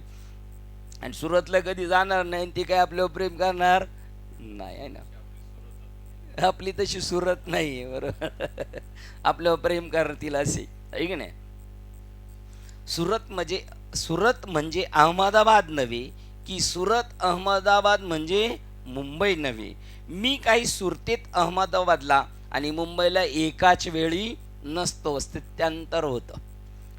तीनही निरनिराळ्या ठिकाणचे, तीनही निरनिराळ्या वेळेचे अनुभव वेगवेगळे असूनही ते माझेच आहेत. बघा, या तिन्ही अनुभवाचा साक्षी अपमान झाला, मान झाला आणि जिव्हाळा निर्माण केला. हे तिन्ही निरनिराळे अनुभव माझेच अनुभव असतात, कारण तीनही निरनिराळ्या ठिकाणी आणि तीनही निरनिराळ्या वेळी मी समान होतो. तीच गोष्ट जागृती, स्वप्न आणि सुषुप्ती अवस्थात असते. जागृत असणारा तोच स्वप्न पाहणारा. बघा, आता जो आपण जागा आहे तोच रात्रीचं स्वप्न पाहणार आहे आणि सुषुप्तीचा अनुभव घेत असतो. घोरतानी गाढ झोपेत असतो, काहीच कळत नाही त्याला, काही कळत नाही हे त्याला सकाळी कळतं. काय, मला काहीच कळत नव्हतं, तो मला अशी पडल्या पडल्या झोप लागली तर काहीच नाही. ज्ञानेश्वर महाराज असं ज्ञानेश्वरी मध्ये म्हणतात, चालता चालता जरी ठेच लागली आणि पडला तरी तो लगेच तिथं झोपी जातो. एवढं. आता त्याला झोपी गेलेला पडलेलाही कळत नाही. पहा, तो मी त्याच्या बरोबरचा आहे. पलटी मारले पान. कारण तीनही निरनिराळ्या ठिकाणी आणि तीनही निरनिराळ्या वेळी मी समान होतो. तीच गोष्ट जागृती, स्वप्न आणि सुषुप्ती अवस्थात असते. जागृत असणारा तोच स्वप्न पाहणारा आणि गाढ झोपणारा असतो आणि स्वप्नाचे आणि सुषुप्तीचे अनुभव घेत असतो. परंतु जाणीवेच्या ह्या अवस्थांमध्ये त्याच्या स्वतःमध्ये काही बदल घडत नाही, परंतु तो निव्वळ साक्षी म्हणून राहतो. नाथबाबांचे असे बरेच अभंग आहे. सोहम म्हणजे साक्षीत्व पाहणे, सोहम म्हणजे साक्षीत्व पाहणे. एखादं प्रमाण बघा बरं, सोहम म्हणजे साक्षीत्व पाहणे. बस. आत्मा हा जाणीवेच्या तीनही अवस्थेचा साक्षी म्हणून राहत असतो. बघा, प्रत्येक अपमान, मान आणि प्रेममय स्थिती या तिन्हींचा सुद्धा तो साक्षी आहे. पण त्याच्यावर काही परिणाम नाही होत, पण हे तिन्ही जाणतो तो. आणि या तिन्ही वेळेला, वेगवेगळ्या वेळेला तो एकटाच होता. आत्मा हा जाणीवेच्या तिन्ही अवस्थांचा साक्षी म्हणून राहत असल्याने तो खचितच पंचकोशाहून अन्नकोश, अन्नमय कोश, प्राणमय कोश, मनोमय कोश आणि विज्ञानमय कोश आणि आनंदमय कोश याहून वेगळा असतो. बा, सोहम नव्हे प्रपंच ज्ञान, अंतकरण चतुष्ट योजन, इंद्रियाचे वर्तन नव्हे सोहम. सोहम नव्हे विषय पंचक, सोहम नव्हे त्रैशोधन, सोहमचा विवेक विरळाच जाणे. मिळालं ना आपल्याला? साकार जाण माया, जेवढा आकारात आहे ती सगळी माया, जी नाही ती माया. आणि आपली रुची कशात आहे? साकारात आहे का नाही?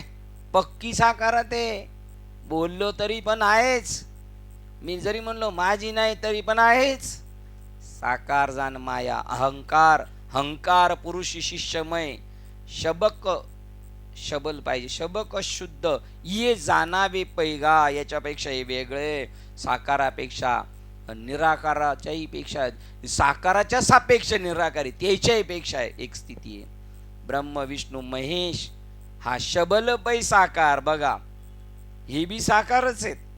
शुद्ध तो हंकार ईश्वर पै, स्थूल सूक्ष्म कारण हा साकारची जाण.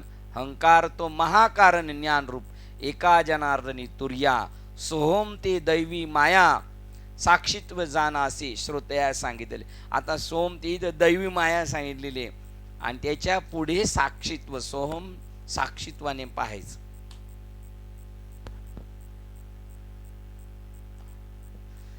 बघा, त्या पाचही कोशापेक्षा वेगळा आत्मा आहे. आत्मा हा यापैकी एकाही कोशाशी तादात्म्य पावत नाही, आणि म्हणून त्याला यापैकी एकाही कोशाच्या मर्यादा पडत नाही.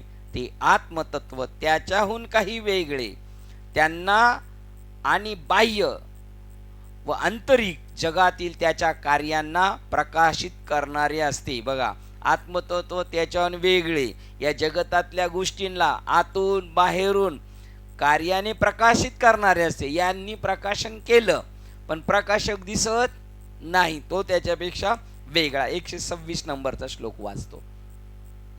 जे जागृती, स्वप्न आणि सुषुप्ती अवस्थेत घडत असते त्या सर्वांना जो जाणतो, जे मन आणि त्याचे कार्य याच्या भावरूपास तसेच अभावरूपासही जाणते, आणि जे अहमभावाच्या मागे साररूप आहे तो आत्मा, तोच हा परमात्मा आहे. बा, जे जागृती जाणते, स्वप्न जाणते, सुषुप्ती अवस्थेत घडत असते त्या सर्वांना जो जाणतो, जागृतीतले पूर्ण व्यापार जाणतो, स्वप्नातले आणि सुषुप्तीला बी जाणतो.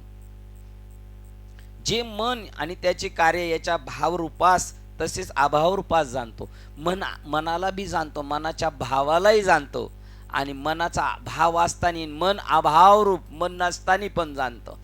मन, माझं मन असं, माझं मन, आणि कधी कधी मनच नाही असं एक स्थिर अभाव, मनाचा सुद्धा अभाव, त्यालाही ते जाणते. जे अहमभावाच्या मागे साररूप आहे, आपला जो खोटा अहमभाव आहे ना त्याच्या मागे आहे, तो आत्मा, तोच हा परमात्मा. या श्लोकात केन आणि बृहदरण्यक उपनिषदामध्ये आढळणाऱ्या काही विख्यात श्रुती उतार्याच्या गर्भित अर्थ व्यक्त होत आहेत. त्याच्यातले काही गर्भित अर्थ इथे व्यक्त होत आहेत. माझ्यातील ज्या शक्तीमुळे मी जागृती, बघा ही आपल्याकडे आणून ठेवायचे. बृहदारण्यक उपनिषद, अजून कोणतंही घेऊन गेलं, केन उपनिषद, हे 10-9 आहेत, आणून ठेवायचे. कधीतरी आपल्याला वेळ भेटला तर वाचू, आणि दिवस रात्र याच्यात खर्च करायचं आपलं स्वरूप मिळवण्यासाठी. मी कोण आहे, कसं आहे, हे सगळं जाणून घ्यायचं. नाही तर छोट्या छोट्या गोष्टी पण आपल्याला टेन्शन देतात, त्यांचं काहीच व्हॅल्यू नाही. एवढं मोठं जग खोटं आहे, आणि त्याच्यातली ती तुमची छोटी गोष्ट किती किमतीची आहे. पण ती गोष्ट तुम्हाला चालणारी आहे, पण तुम्हाला त्याच्यातून कळणार ही काय आणि कशामुळे चाललेलं आहे. माझ्यातील ज्या शक्तीमुळे जी जागृती, माझ्यातील ज्या शक्तीमुळे मी जागृती, स्वप्न आणि सुषुप्ती अवस्थेतील सर्व अनुभव सतत जाणू शकतो, त्या शक्तीलाच आत्मतत्व किंवा आत्मा असे म्हणतात. बघा, वास्तविक कसं आहे, माझ्यातील ज्या शक्तीमुळे, माझ्यातल्या एका ज्या शक्तीमुळे मी जागृती स्वस्थिती अनुभवतो, स्वप्नस्थिती अनुभवतो आणि सुषुप्ती ही सर्व अनुभव सतत जाणतो, त्या शक्तीलाच आत्मतत्व किंवा आत्मा असे म्हणतात. एरवी सर्वांच्या हृदय दिशे सगळं तो जाणतो. ती वस्तू आपल्या जवळ आहे, आपल्या जवळ आहे, आपणच आहोत. आपल्या जवळ आहे म्हणण्यापेक्षा ती आपण आहोत. या शक्तीमुळे मला फक्त माझ्या भोवतालच्या वस्तू जगताचीच जाणीव असते असे नव्हे, तर माझ्यातील ज्ञान उपकरणे आणि त्यांची प्रमुख कार्य याचीही तितकीच जाण असते. बघा, मी फक्त बाहेरचंच नाही बघत, मला अंतर्बाह्य सगळ्या गोष्टीचं कळतं. त्याच्यामुळे मला भूक लागली, मला बरं वाटत नाही, मला ताण लागली, हे जड काय सांगू शकतं, हे तिखट आहे नको खाऊ, हे गरम टोप उचलल्याबरोबर चटका बसल्यावर ठेवून दे खाली, पण ठेवून दे म्हणल्यावर लगेच नाही, सोडून देत नाही तर दुधाचं वाटोळ होईल, म्हणून हळूच चटका घेत का होईना पण झटकन ठेवून देतो. हे हळूच आणि झटकन ठेव हे जो सांगणार आहे ना, तो देव आहे. बघा किती बारकाईने बघावं लागेल त्याला आपल्याला.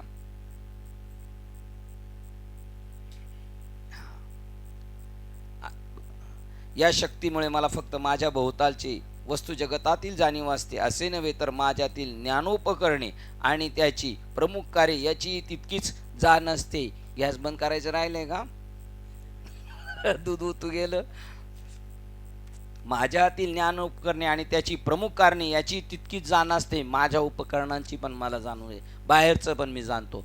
अंतर्बाह्य हे आत बाहेर मिया कोंदले, जग निखिल माझे चोतले. बघा, हा हे नरा आत बघ जरा, ए नरा जरा आत येऊन बघ जरा काय चालले ते, की नाही. ज्याच्या साह्याने इतर गोष्टीचे मला ज्ञान होते त्या बुद्धीला मी जाणतो. मला कळतं ना, बुद्धी सांगते ना, मी बुद्धीला जो जाणतो तो मी आहे. बुद्धीला कळलं हे चटका बसतंय, पण बुद्धीला कोणी कळून दिलं, तो मी आहे. बुद्धीचा दाता तो मी आहे. त्या बुद्धीला मी जाणतो आत्मतत्वाच्या दृष्टिकोनातून. बघा, मला काही कळत नाही हे ज्याला कळतं तो तू आहेस. किती बारका येतात. आत्मतत्वाच्या दृष्टिकोनातून माझ्यातील सर्व अंतरूपकरणे, अंतकरण हे देखील माझ्या ज्ञानाचे विषय होत. मी माझ्या अंतकरणाला जाणतो. अंतकरणाची चार, बुद्धी माझी कशी चाललेली आहे, माझं मन काय विचार करतं, माझा अहंकार काय म्हणतो आणि माझ्या चित्तात काय खळबळ माजलेली हे तो पाहतो. तो मी आहे. म्हणजे त्यांनाही आत्मतत्व प्रकाशित करते. मनाला, बुद्धीला, चित्ताला आणि अहंकाराला ते प्रकाशित करते. माझ्या मन बुद्धीमध्ये जेथे त्याची कार्य म्हणजे वृत्ती होय, त्या सर्व वृत्तींची मला जाण असते. माझ्या मनामध्ये काय काय त्या माझ्या मनामध्ये काय आहे ते सुद्धा त्याला कळतं. जेव्हा हे मनोविक्षेप नसतात तेव्हाही मला कळतं आज लय महाराज स्थिर आहेत, महाराज आज कुठंच गेले नाही वाटतं ठीक आहे नाही. जेव्हा हे मनोविक्षेप नसतात तेव्हा सुषुप्तीमधील वृत्ती अभावाप्रमाणे या वृत्ती अभावांचीही मला तितकीच जाण असते. आज माझ्यामध्ये हा भाव आहे, आज माझ्यामध्ये काहीच भाव नाही, आज मी निश्चळ बसलेले, आज मी लय चंचले, ते तो पाहणार आहे. तो मी आहे. आणि तुम्ही कोणाला समजता? आता समजा आता बाबा इथं बोलले, ते म्हणले तो मी आहे. आपण म्हणणार तो काय, आम्ही बघतच आहे जो दिसतोय तो बोलत नाही. बघा, मनोविक्षेपाचा भाव आणि अभाव या दोन्हाही मी जाणतो. वृत्ती अभावाचाही मला तितकीच जाण असते. मनोविक्षेपाचा भाव, माझ्या मनामध्ये आता चंचलता आहे आणि आता मन अभावरहित आहे. या दोन्हींना मी जाणतो. माझी बुद्धी आणि त्यामधील विचार यांचीच मला जाणीव असते असे नव्हे, तर त्यांच्या अभावाचीही. बघा इथं स्वल्प विराम 2 दिले तर थांबलेले, लगेच ट्रॅक चेंज केलेल्या. हा जाणणारा मी आहे. माझ्या बुद्धी आणि त्यामधील विचार याचीच मला जाणीव असते असे नव्हे, तर त्यांच्या अभावाचीही.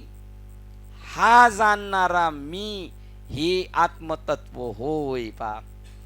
आत्मिक सार तत्व म्हणून जे प्राप्त करून घ्यावायचे असते ते महान जाणीव तत्व हे होय. याला प्राप्त करून घ्यायचं, याला ओळखायचं.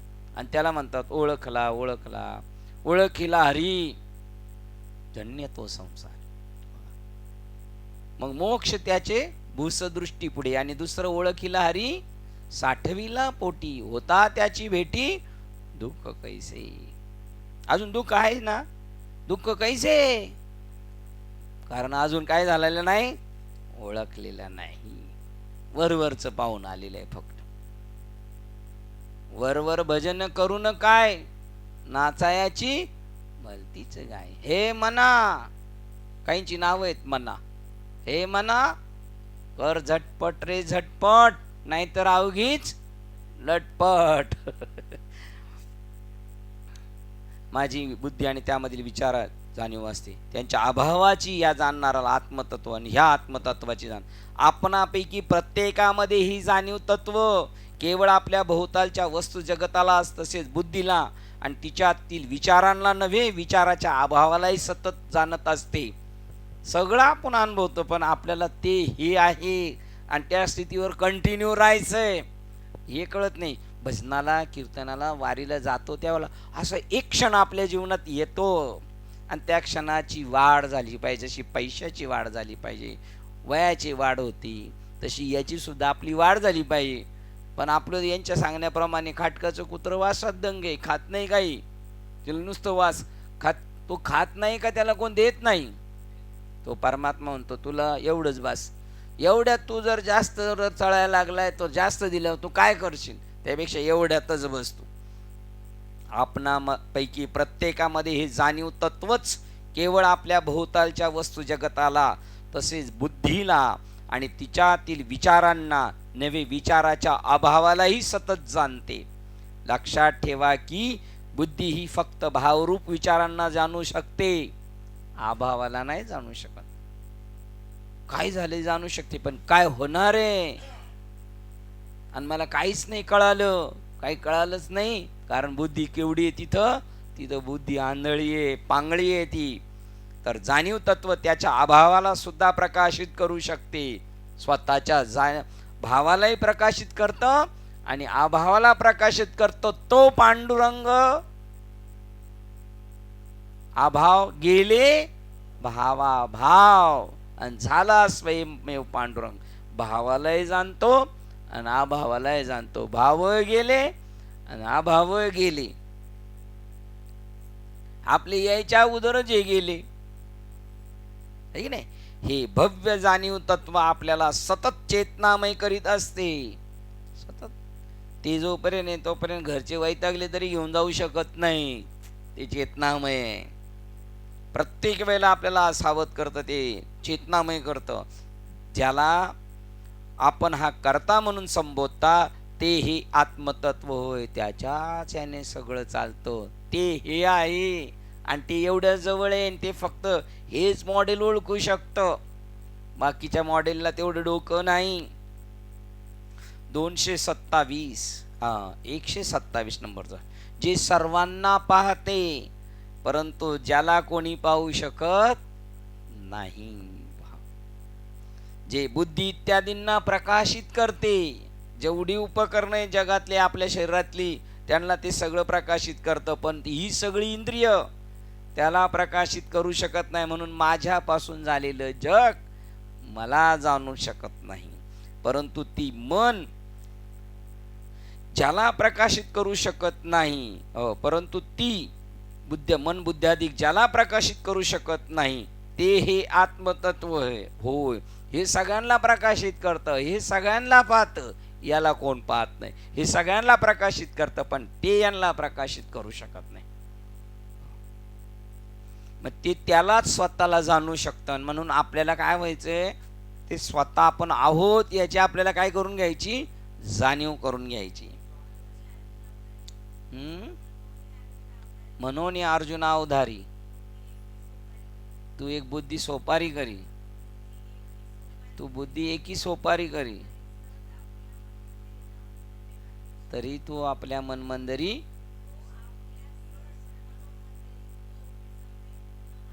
बघा, तुम्हाला विसरणार नाही मन मंदिरामध्ये. छान, चांगलं आहे. बरा तुमची पाठी ओळ पाठी तुमची, तुम्ही गावले आहेत म्हणून. बघा, तुझी बुद्धी अशी कर आणि मग तू तुझ्या मन मंदिरात स्थिर होशील आणि माझ्या सत्य स्वरूपाला तू जाणशील. बघा, जो आनंद सत्य प्रकाश घन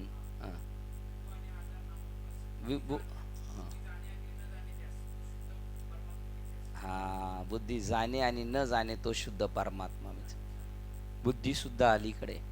बुद्धी म्हणजे कशी, नवरा नवरी, नवऱ्याला दरबारात नवरीला नेऊन आतल्या ढकलन देते आणि मागे येते, तसं ती बुद्धी तिथपर्यंत आपल्या त्या परमात्मा स्वरूपाशी एकजीव करते आणि ती मागं निघून जाते, ती जाणू शकत नाही.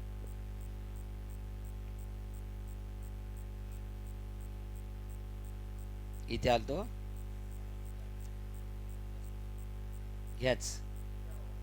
ह्या पेजवर आलो तो. हा बघा, ती स्वतःच्या प्रकाशाने सर्व काळी सर्व पाहू शकते. ती स्वतःच्या प्रकाशाने, सूर्य त्याला पाहू शकत नाही, पण तो सूर्याला पावर देतो. म्हणून म्या बोलविल्या सूर्य, म्या बोलविल्या वेदू बोले, म्या चालविल्या सूर्य चाले. जे स्वतःच्या प्रकाशाने सर्व काही काळी सर्व पाहू शकते, ते जाणीव तत्व होय.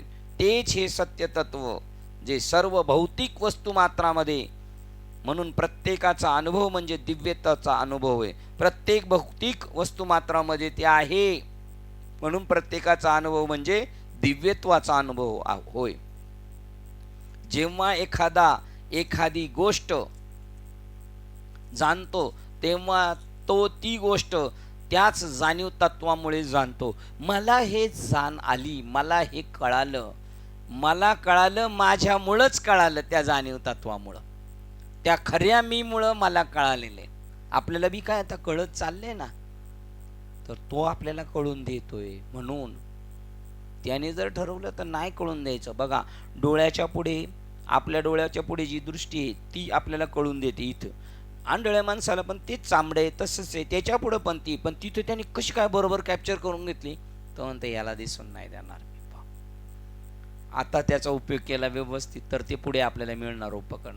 आपल्या उपकरणाचा जर आपण चुकीचा वापर केला, एक एक काढून घेणार आपल्याकडून.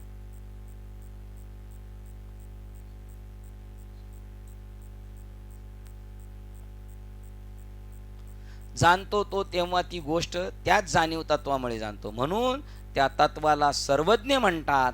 सगळं तो जाणतो म्हणून त्याचं नाव काय आहे, सर्वज्ञ.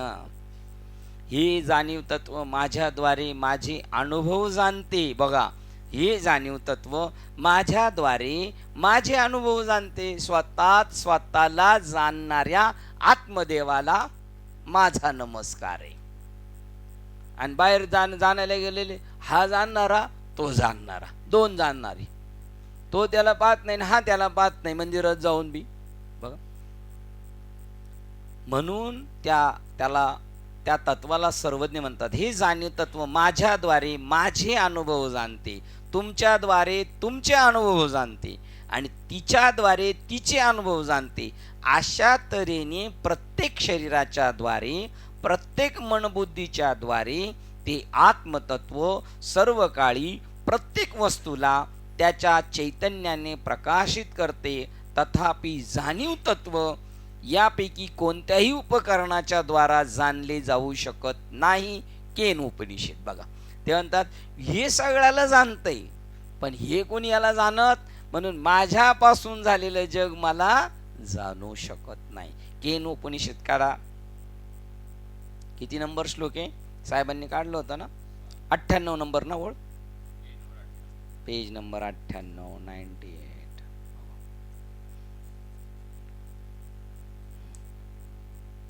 आणि श्लोक क्रमांक 6 बघा, टिप्पणी पहा.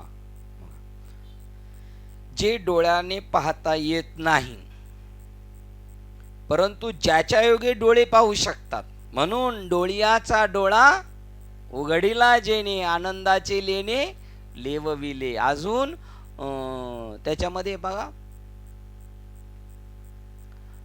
कानडा व विठ्ठल त्याचं शेवटचं चरण. डोळ्याचा डोळा पाहू मी गेले तव भितरू पालटू झाला. तसंच आहे दृष्टीचा डोळा. डोळ्याचा डोळा देखू मी गेले तव भितरू पालटू झाला.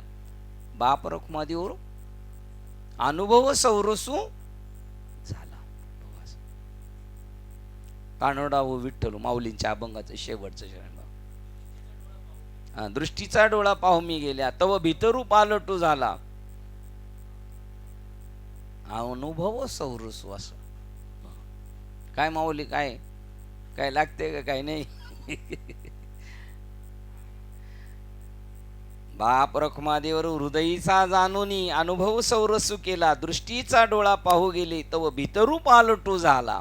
इथे म्हणून द्रुप पाहता लोचनी. त्या परमात्माचं स्वरूप तिथं पाहिलं. बाप रखुमादेवर हृदयीचा जाणूनी अनुभव सौरसू केला.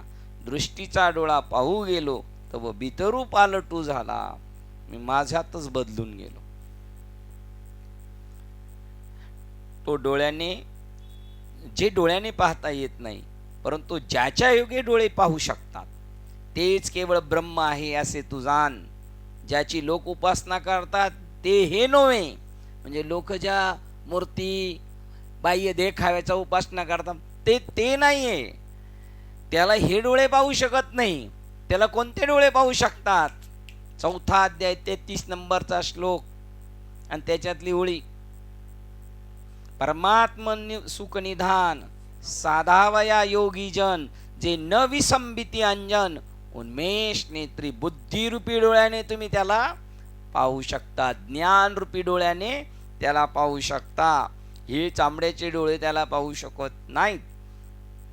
आणि एकदा का चांबड्याच्या डोळ्याला सगळं तेच दिसायला लागलं का मग देखिला देखिला माय देवांचा देव नाही. तो हारे श्री हरी पाहिला डोळे भरी, पाहता पाहणे दुरी सारी. अहो हे असं म्हणू शकत नाही आणि ते तसंच आहे असं नाही म्हणू शकत. जर आपण म्हणलं त्यांनी पाहिला देहुडा चरणी वाजवितो विनू ओपिका रमणू स्वामी माझा. गाई येत गवळणी येत आणि त्याच्याबरोबर वाकडा पाय करून हात खांद्यावरी राधिकेच्या. तिथे गेल्यानंतर राधा नसणार आणि तो नसणार, दुसराच कोणतरी दाखवणार, त्याला आपण ओळखणार नाही. तो प्रत्येक वेळेला तुमचा हे पाहू शकतो. जे डोळ्यांनी पाहता येत नाही परंतु ज्याच्या योगे डोळे पाहू शकतात ते ब्रह्म आहे असे तू जाण. ज्याची लोक उपासना करतात ते हे नव्हे. बाह्य जगतातील रूप आणि रंग पाहणाऱ्या डोळ्यांचे उदाहरण घेऊन आधीच्या मंत्रात सांगितलेली कल्पना इथे ऋषी पुन्हा सांगत आहेत. डोळे पाहत नाहीत. डोळा हे पाहण्याचे केवळ एक उपकरण, साधन आहे. डोळ्यापाठी मागील पाहणारा निश्चितच डोळ्याहून निराळा असला पाहिजे. आणि जे जाणीव तत्व डोळ्यांच्या पाठीमागे कार्य करते तेच एक शाश्वत दृक आहे. तोच एक शाश्वत द्रष्टा आहे. ज्याचा वेदांती साधक शोध घेत असतो तेच एक अंतिम सत्य तत्व आहे. त्याचा शोध घ्यायला गेले संत.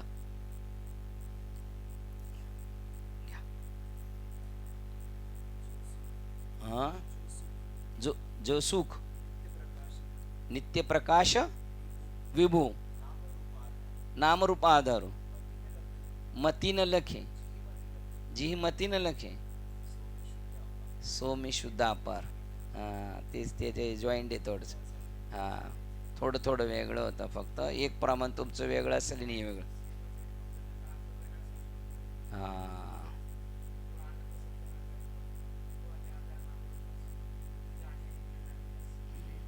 हे मराठीतले आणि हे संस्कृत मधले.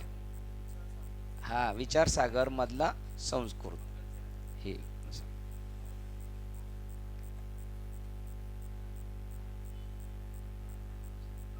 हम्म, विचार करायला लागलो मी.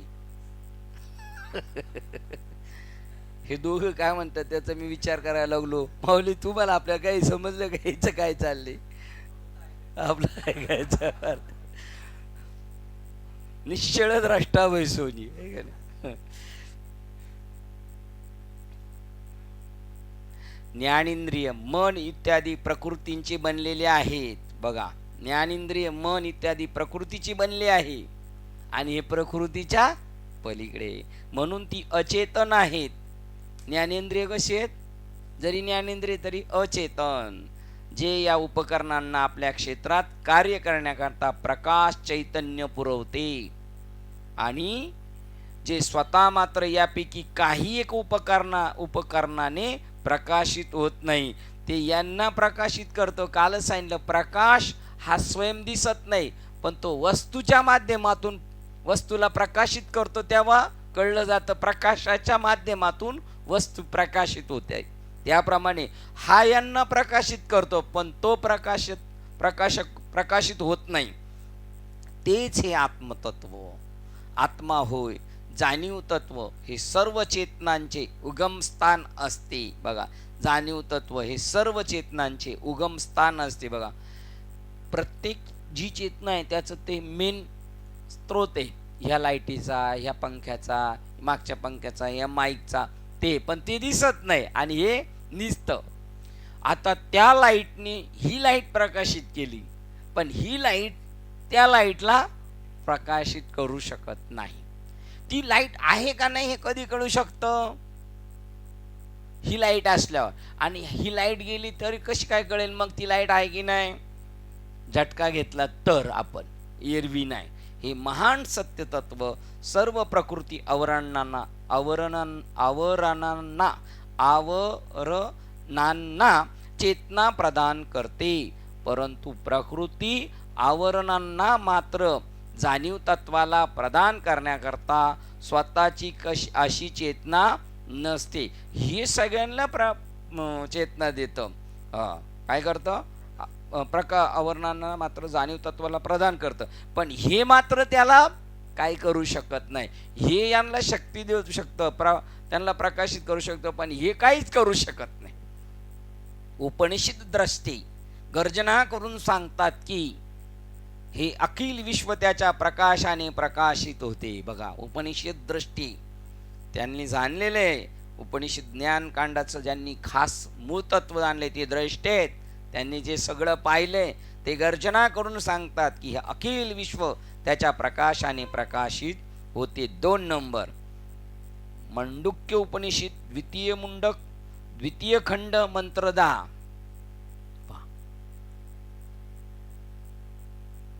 सगळे हत्यारे घेऊन आलेले आहेत जिंदे.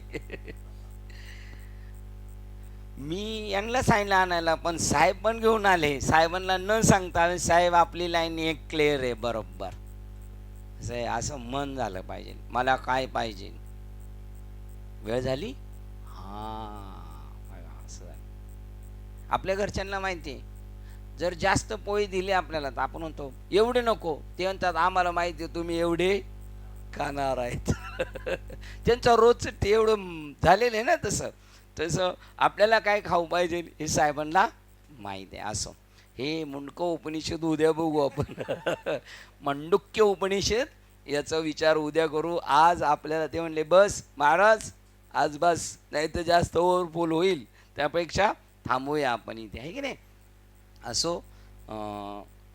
श्लोक क्रमांक 27 127 विवेक चुडामणी श्लोक क्रमांक 127ला थांबतोय. झालेली सेवा हृदयस्थ सद्गुरू सच्चिदानंद श्रीपाद बाबा रामदास बाबा अधिष्ठान ग्रंथ विवेक चुडामणी संत मालिका तसेच तुम्हा संत वृंदांच्या चरणावर सेवा समर्पित करून सेवेला इथे पूर्ण विराम देऊया. पुंडलिक विठ्ठल श्री ज्ञानदेव तुकाराम पंढरीनाथ भगवान की जय. माऊली ज्ञानेश्वर महाराज की जय. जगद्गुरु संत तुकाराम शांति ब्रह्म एकनाथ महाराज की जय। सच्चिदानंद श्रीपाद बाबा की जय। सच्चिदानंद रामदास बाबा की जय। अवधूत चिंतनम श्री गुरुदेव दत्त गोपाल कृष्ण भगवान की जय। बोलो रे भाई सब संतन की जय। गणपति बप्पा आता विश्वात्मके देवी येणे वाक्यज्ञ दोषावे दोषोनी मजल्यावे प्रसायदाने जे कांची व्यंकटी सांडो दया सत्कर्मे अति वाढो भूता परस्परे जडो मैत्र जीवाचे